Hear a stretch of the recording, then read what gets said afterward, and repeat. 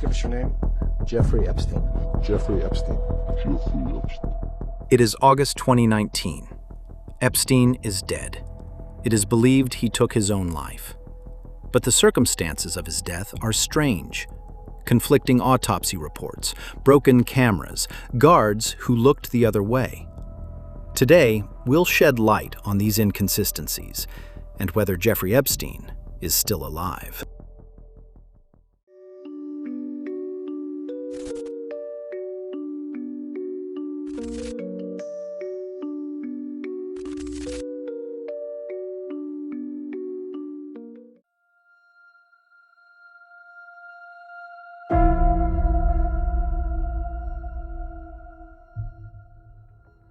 While Jeffrey Epstein often managed to avoid charges throughout his life and even after his death, the case against his last two supervisors is moving along rather quickly.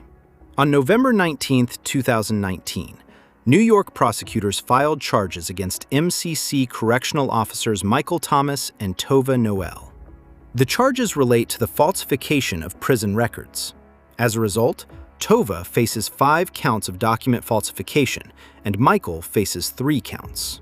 He had not yet started his shift at that time. In addition, both face a charge of conspiracy to falsify records. If convicted, both could face up to 5 years in prison.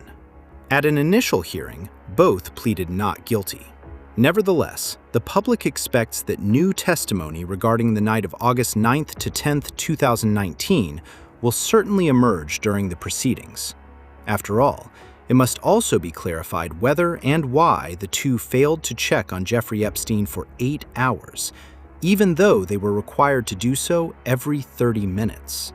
In 2021, a judge approved a deferred prosecution agreement for Noel and Thomas.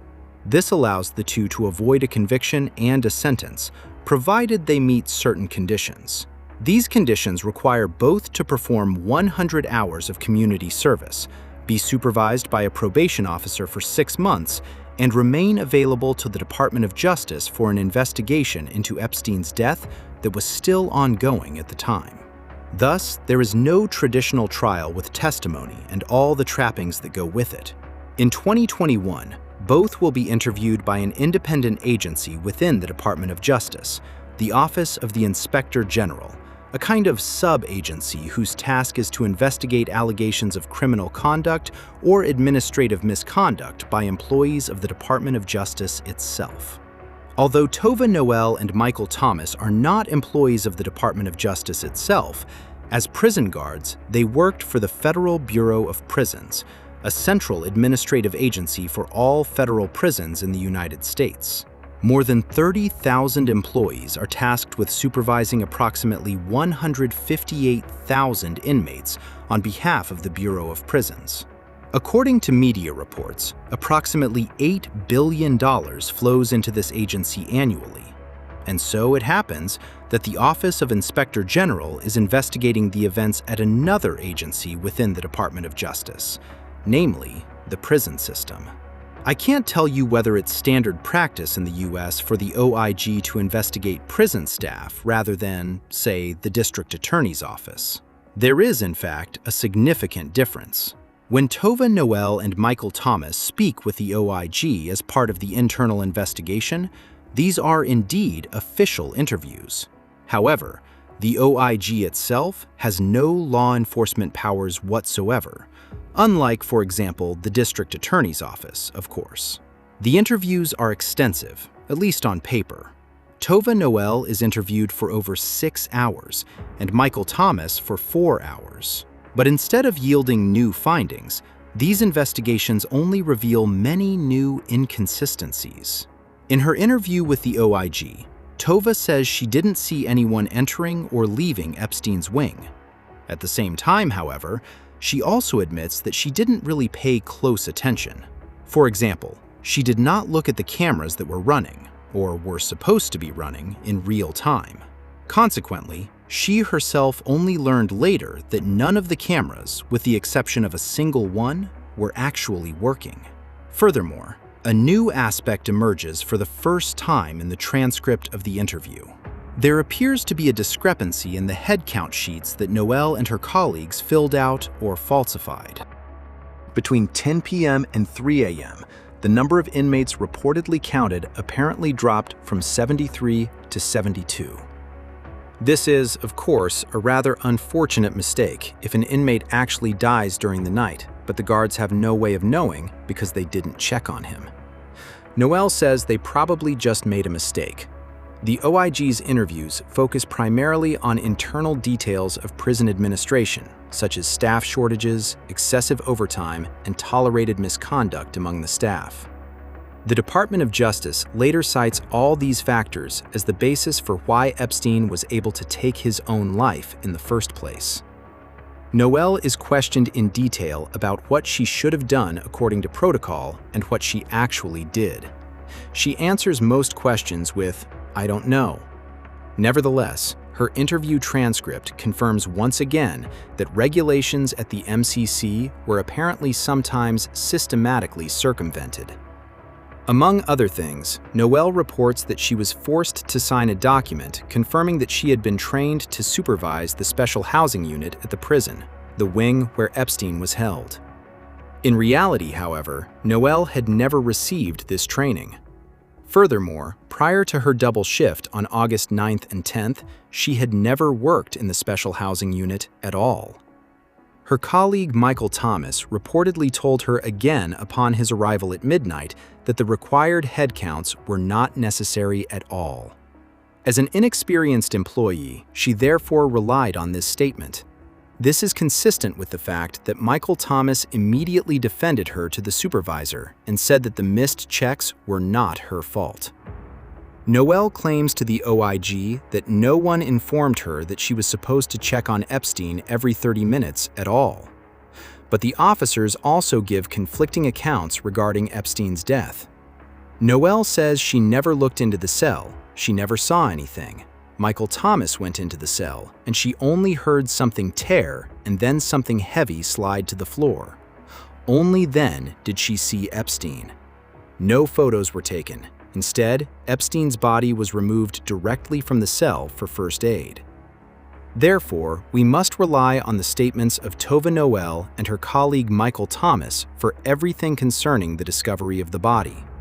Unfortunately, Michael Thomas wasn't interviewed in detail by the OIG until 2021. And at that point, 2 years after Epstein's death, he apparently had significant gaps in his memory. In his interview, Thomas recounts that he discovered Epstein in his cell on August 10th, shortly after 6:30 a.m., and pulled him down. This aligns with Noelle's statements. This raises the question of what happened to the noose around Epstein's neck. Michael Thomas cannot recall this. Tova Noelle also stated that she never saw a noose. She mentioned hearing a tearing sound. So it sounds as though Thomas removed the noose, but he simply does not remember doing so. In fact, the noose that Epstein allegedly used was never definitively identified. Although a noose was recovered at the crime scene, and one is also mentioned in the autopsy report, the OIG report later concludes that the noose recovered at the crime scene was likely not the one used in Epstein's death. A medical examiner who was present during the autopsy also tells the OIG this. She refers primarily to Tova Noelle's statement. The medical examiner says, however, "This thing they gave me isn't torn at all the way it would look if it had been torn off by something." She also emphasizes, however, that she has no doubt that Epstein died by hanging. She is also asked why 4 days passed between the autopsy and the official determination of the cause of death. She says, "If he had been a less prominent figure whom no one wanted to kill, I probably would have ruled it a hanging on the very day of the autopsy. But it was my thoroughness that led me to look for these things before I classified it as a suicide." It was precisely this thoroughness that later became another factor in the emergence of many conspiracy theories. This is because it gave many people the impression that the authorities had used the time to come up with a plausible story. From the authorities' perspective, it's probably fortunate that the transcripts from the 2021 interview weren't released back then. That's because some of what Noel and Thomas say simply doesn't add up. For example, prison guard Michael Thomas describes in his OIG interview that he found Epstein with his upper body exposed. However, the files show that a shirt, presumably cut off from Epstein's body, was later returned by the hospital in a bag of personal belongings. Photos showing the resuscitation attempts also reveal that Epstein is wearing an open shirt. From the documents released so far regarding this investigation, it is not apparent that the 2021 interviews with Noel and Thomas led to any results or valuable insights, except perhaps for the decision that continuing to operate the Metropolitan Correctional Center was no longer justifiable. In 2021, 2 years after Epstein's death, the MCC was closed. There is one very interesting point that the OIG unfortunately did not ask Tove Noel about in 2021. The whole matter comes to light in 2026 with the publication of new Epstein files, fueling further speculation. According to reports, Noel repeatedly deposited 4-figure sums into her account in the months leading up to Jeffrey Epstein's death. To this day, she cannot, or will not, explain where this money came from, who sent it, or why. According to JP Morgan bank records, a total of 12 deposits were flagged as suspicious starting in April 2018. The largest one occurred on July 30, 2019, 10 days before Epstein's death, and amounted to $5,000. One of the earlier suspicious deposits predates Epstein's arrest by a wide margin. According to a report by the Miami Herald, however, the majority of the deposits were made while Epstein was in custody. That doesn't necessarily mean anything, but it's extremely unfortunate that there's still no context surrounding these banking transactions. Of course, this again leaves room for speculation in all directions, especially regarding the $5,000 deposit made 10 days before Epstein's death. Unfortunately, I can't tell you much more at this point. As of the time of this recording, it's unclear whether and how the investigating authorities have classified these money flows. The release of the files reveals something else. Noel is said to have Googled Epstein about 40 minutes before his body was discovered, even though she hadn't looked him up even once the night before. According to the records, she Googled "latest on Epstein in jail" shortly before 6 a.m. Although one would think she would have first-hand knowledge. After all, Epstein was only a few meters away from her at that time. But it seems important to her to see what the media is reporting.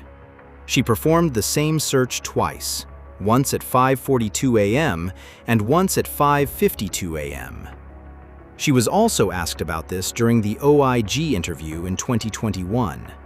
But Noel denies having searched for Epstein online. She says she can't remember doing so. She also explains that the FBI's records are inaccurate. Initially, there was also talk of a recording from 2:39 a.m. showing Tove Noel in front of Epstein's cell. In her 2021 affidavit, Noel does state that she last saw Epstein alive sometime around 10 p.m., but she denies having distributed bedding or clothing to inmates during her shift. She says she has never done that in general, because such tasks are normally handled by the previous shift. How she claims to have seen Epstein sometime around 10 p.m. without being near his cell is something that probably doesn't make much sense to anyone. This statement may stem from the fact that she should have seen him at 10 p.m. during the scheduled headcount. But that headcount never actually took place. Ultimately, the OIG's final report no longer mentions the possibility that the person seen at 10:39 p.m. could have been Tove Noel. In March 2026, she is summoned to testify again. A hearing is scheduled to take place before the House Oversight Committee in Washington. However, the hearing is suddenly canceled just 1 day before the scheduled date. At the time of this recording, there is still no explanation for the last-minute cancellation or an alternate date.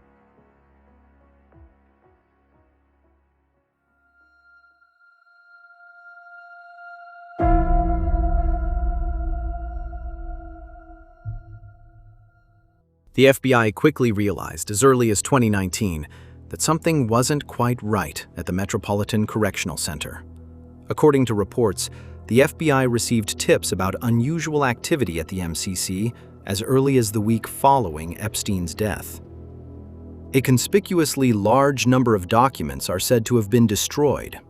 According to the report, an inmate at the prison stated that he had been instructed to throw several bags of shredded paper into a dumpster in the backyard, once on August 15th and once on August 16th, 5 and 6 days after Epstein's death, respectively. The inmate found this volume of shredded paper so suspicious that he approached a guard. During the conversation, the inmate told the guard that he did not know the officials who had asked him for help with the disposal. He reportedly only mentioned that one of them was white and had a southern accent. The guard found this strange, as he too did not know anyone who fit that description. Therefore, the guard assumed that these officers were likely members of the prison administration or the OIG. Although it would be strange that they, of all people, would show up at the prison to shred piles of documents. On Friday, August 16th, it was likely this very guard who called the FBI that evening. According to records, he reportedly said he had never seen so many bags of shredded documents being taken out to be disposed of in the dumpster in the MCC's backyard. The FBI apparently took this tip seriously as well, because the inmate in question, the one who took out the trash, was questioned. However, this interrogation did not exactly go as planned. The agents did not ask him what exactly he had seen. Instead, they asked standard yes or no questions. Do you have any information about shredded documents? Did you overhear anyone talking about shredding documents? If any documents were shredded, do you know what kind? The inmate answered no to all these questions. The transcript of this interview wasn't prepared until 3 months later. The concluding statement also reads as if the inmate had been very concerned about possibly saying something wrong and getting into trouble as a result. However, he and his guard are apparently not the only ones who were concerned about the shredding operation. One of the staff members who supervises the backyard was apparently also concerned. 3 days later, on August 19th, an investigator wrote a note. The employee in question had observed an inmate bringing down entire bales of shredded paper. He had sent this message to the FBI on the morning of August 19th. He considered it irresponsible that so many documents were being destroyed.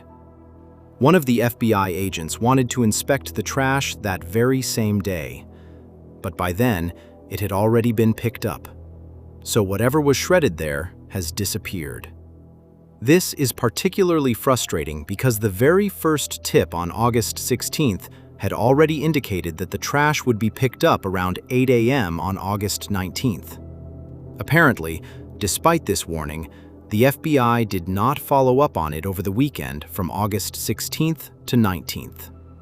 A memo dated August 29th notes that the guard who provided the tip had frequently filed unfounded complaints in the past. The FBI subsequently decided to shelve the matter. Sometime later, an anonymous letter was received by a federal judge. Unfortunately, it's not clear exactly when. However, it appears to have been sometime after the FBI had already interviewed the inmate and one of the two tipsters. In the letter, the author suggests that the government is covering up the destruction of documents from the MCC. In any case, the recently released files do not indicate whether the FBI took any further action regarding the document shredding with the U.S. Attorney's Office or the OIG. There is also no evidence that they reviewed video footage from the area around the prison's trash bins, or that they interviewed prison officials who may have been at the MCC on the relevant days. It may be that the whole thing is very simple. The FBI had also noticed that the MCC's headcount records for the period up to August 10th had disappeared. The agents had actually intended to take the documents as part of their investigation, but they could not be found at the MCC. One might speculate that the documents were shredded in an attempt to cover up the fact that the headcount records had been falsified over an extended period. But that is precisely why the speculation can go in any other conceivable direction. It wasn't until the release of new files in 2026 that it became known that 3 separate investigations were launched in the wake of Epstein's death. First, there was the investigation into the death itself and the cause of death. But 2 corruption investigations were also launched. One was for obstruction of justice. This is the investigation that concerned potential charges of dereliction of duty and other misconduct by law enforcement officers. It was during this investigation that the shredding of the files came to light. However, there is also something that has been difficult to categorize so far. The third investigation in this series is referred to in the Department of Justice's documents as a color of law investigation. It concerns a case of extortion involving sexual acts in which a correctional officer was implicated. This investigation was launched in response to interviews with inmates and correctional officers following Epstein's death. The Miami Herald, which you're already familiar with from the other episodes in this series, has investigated this matter but has been unable to establish a connection to Epstein's case. According to the Miami Herald, however, the 3 cases have one thing in common. They were all converted quite early on from criminal proceedings by the FBI to an investigation by the Department of Justice's Office of Inspector General, OIG. And as briefly mentioned earlier, this agency has no authority to prosecute criminal cases. The OIG first reviews allegations of extortion, corruption, and similar offenses, and then, if warranted, refers them to the Department of Justice for criminal prosecution. And so far, nothing has happened there.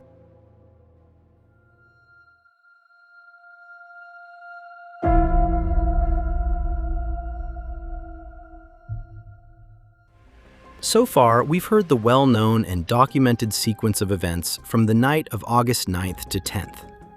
Even though the events at 10:39 p.m. have already been covered in a separate section, to this day, we still don't know who the orange flash of light is that's heading toward Epstein's wing. And that's despite the fact that we have the surveillance video in which he was captured. In the summer of 2025, the complete prison camera footage, totaling just over 11 hours, was released. You can even watch the entire thing here on YouTube, but there isn't much to discover there.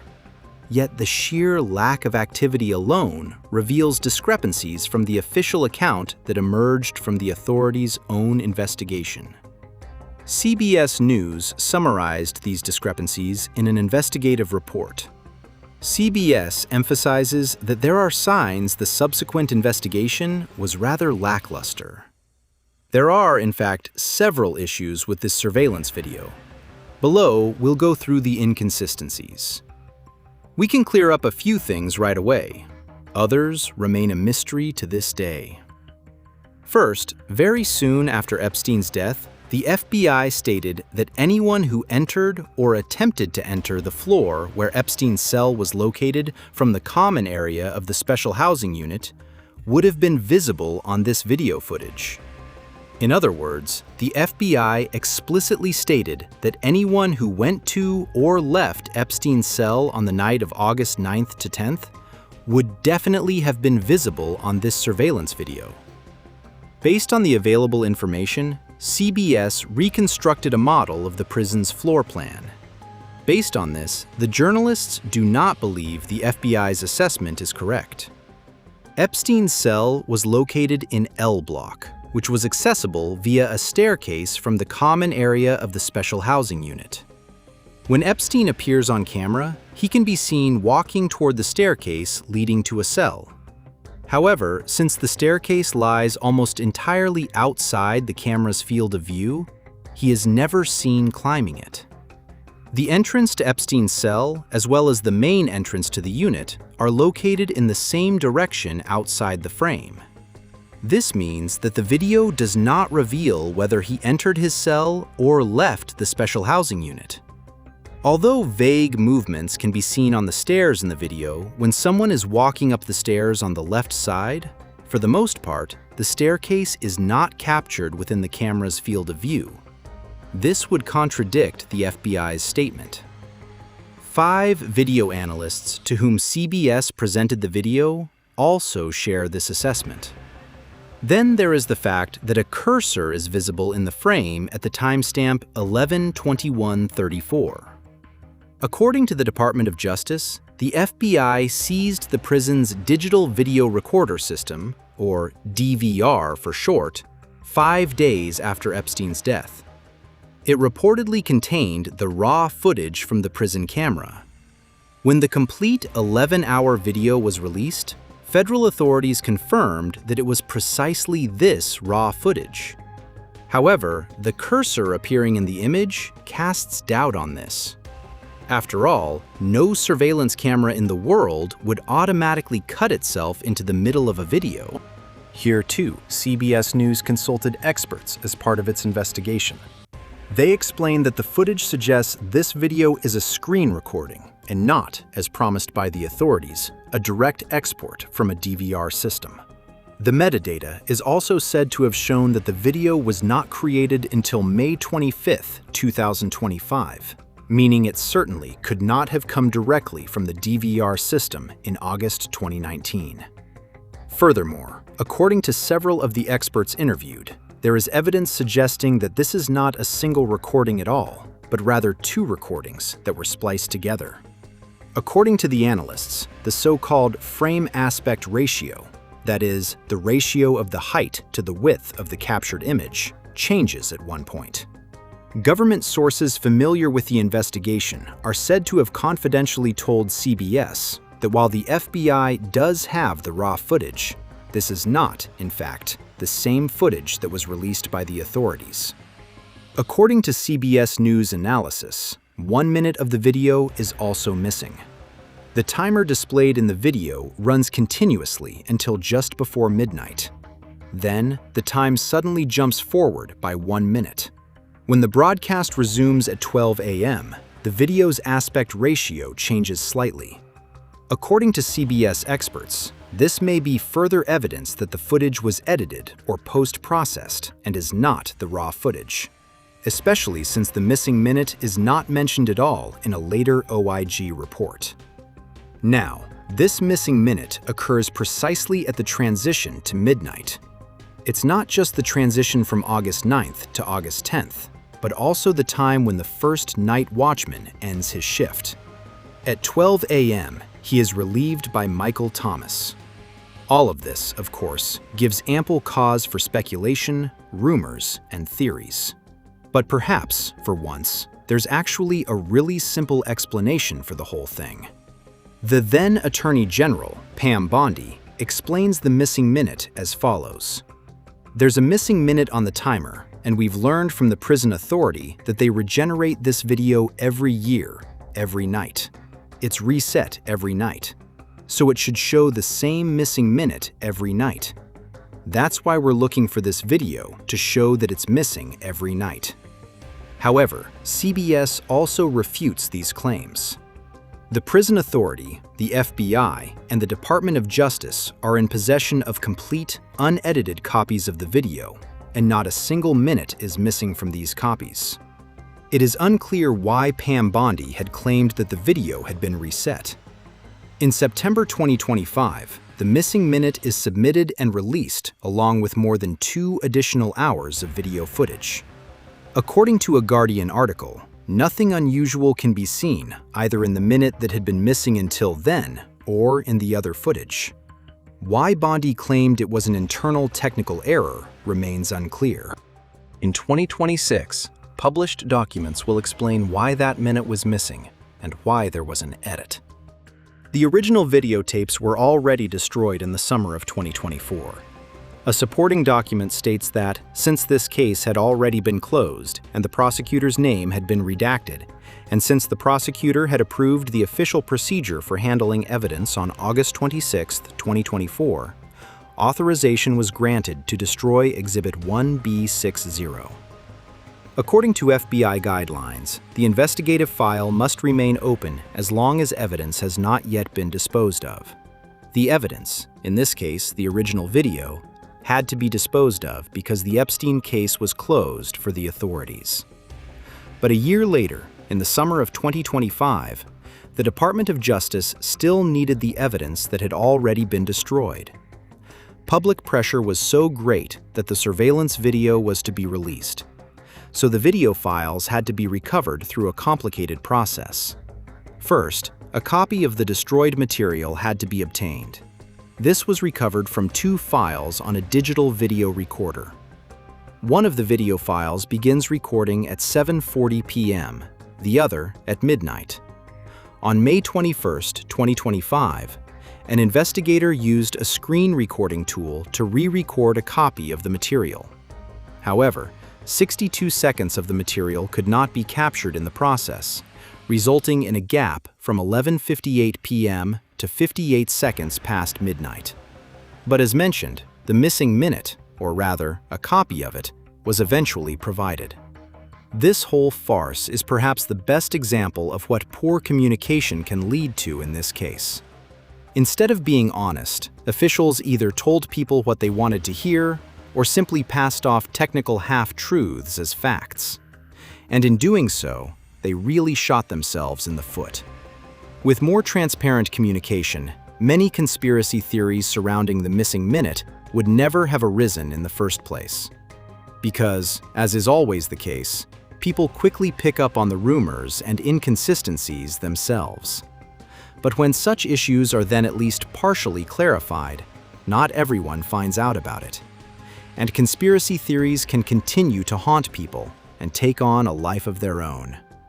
At 12:05:48 a.m., a previously unidentified person runs through the frame.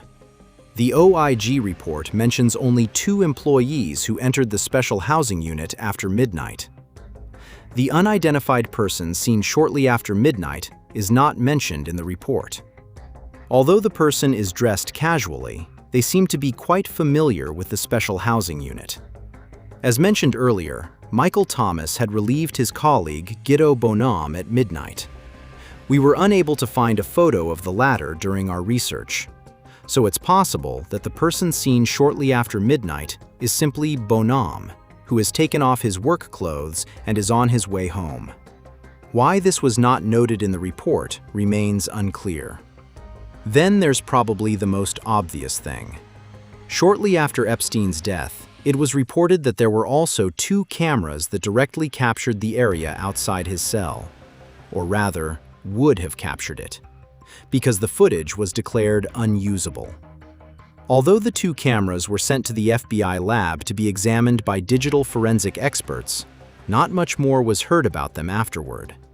Among the 2026 files released are documents regarding the camera system. For example, the MCC employee who, by his own account, had been responsible for the prison's surveillance system since 2016, was interviewed. In his statements, he described the equipment as outdated. He said the recording devices regularly malfunctioned or displayed error messages. Overall, the analog camera system had been in a rather poorly maintained condition. He also goes into detail about the malfunction surrounding Epstein's death. He explains that the connected cameras stopped recording entirely when the digital video recorder failed. The problems had already started days earlier. On July 29, 2019, there was a malfunction. On August 8th, the motherboard failed. And finally, on August 10th, a hard drive failed. The employee goes on to explain that there were indeed 2 replacement hard drives available. In his statement, the employee emphasized that he had previously warned his colleagues that replacing both hard drives would erase all information stored in the system. It sounds as though he was instructed to do so anyway. Video footage is also missing from July, during Epstein's first attempt to take his own life. At first, it was claimed that the July recordings had gone missing. Then, it was said that the footage had been recovered by prison staff. However, while the recovered video is from the correct date and time, it shows a different floor than the one where Cell 1 was located. Prosecutors further state that the requested videos are no longer available in the backup system and have been missing there due to technical errors since at least August 2019. The video footage was requested at the time by Nick Tattaleone's attorney. Tattaleone shared a cell with Epstein in late July 2019. The attorney wanted the footage released so that everyone could see for themselves that, contrary to some rumors, his client had not attacked Epstein, but had, in fact, tried to save his life. However, nothing came of it. The footage is still missing to this day. Nevertheless, following an internal investigation at the prison in 2019, it was determined that Nick Tattaleone had nothing to do with Epstein's death. In February 2026, in the wake of the newly released Epstein files, a sensational document began circulating. It is a memo from the New York District Attorney's Office reporting on the death of Jeffrey Epstein. But the memo is dated August 9th. Epstein, however, was not found dead until the morning of August 10th. This document, thus, serves as further fuel for new theories. In response to an inquiry from the BBC, however, the Department of Justice issued a clear statement regarding the document. It explained that the document was merely an internal draft of the announcement, which was prepared on the morning of August 10th and initially discussed internally. The staff member responsible simply made a mistake with the date and wrote August 9th in the header instead of August 10th. Any suggestion that the department drafted a statement before Jeffrey Epstein's death is false.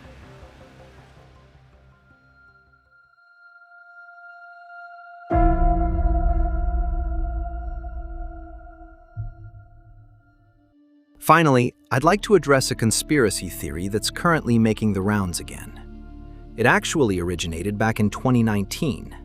Specifically, comparisons are circulating between photos of Epstein taken while he was alive and a leaked photo taken after his death. Based on these comparisons, many people believe that Epstein was replaced by a body double before his death, and that his death was therefore faked. Some people think they can spot differences between the living and the dead Epstein. They claim his nose looks completely different, as do his ears. However, the comparison photo of the living Epstein is from 2004.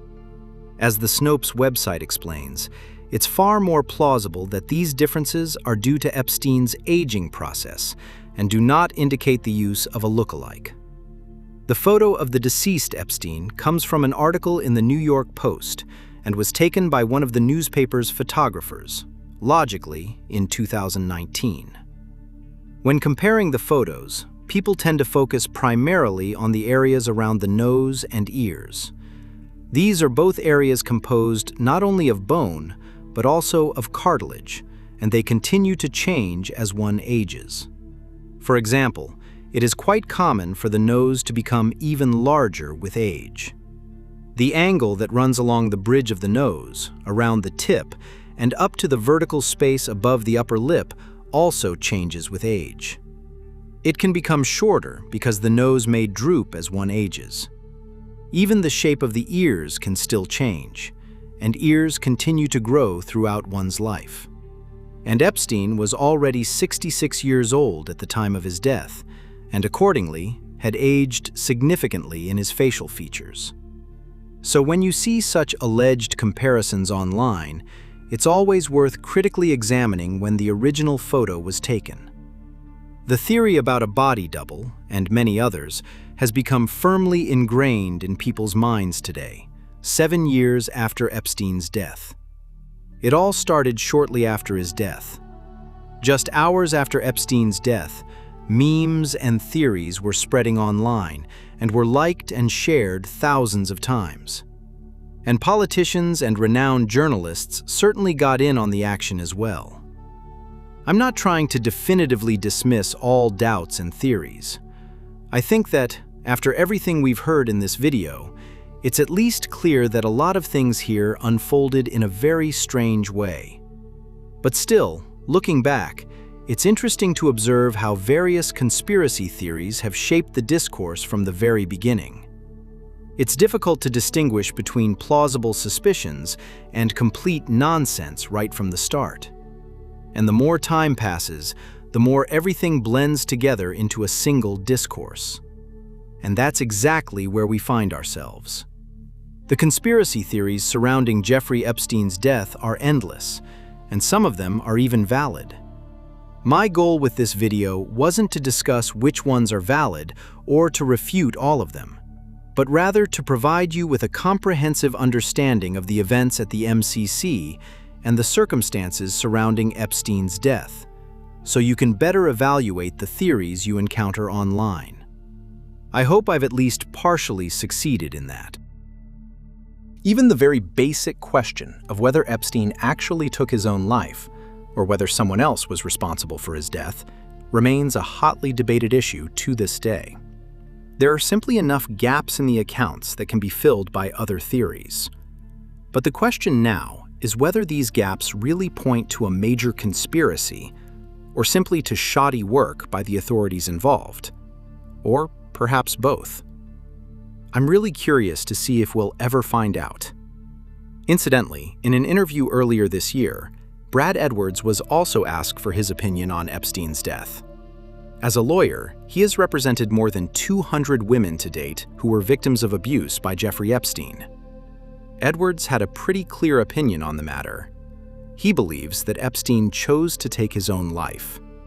He reports that before his arrest, Epstein told one of his current clients how he would end his life if push came to shove. And according to Edwards, those were exactly the circumstances under which Epstein was ultimately found. With Jeffrey Epstein's death, the case against him has also been dismissed. Even though the criminal case will not proceed, some of Epstein's plaintiffs were nevertheless able to testify in court for the first time about what had been done to them. In light of Epstein's death, several of the affected women have mixed feelings. They feel they have once again been denied justice. First in 2008, when the Florida prosecutor's office negotiated a deal without their involvement, and now because of Epstein's death.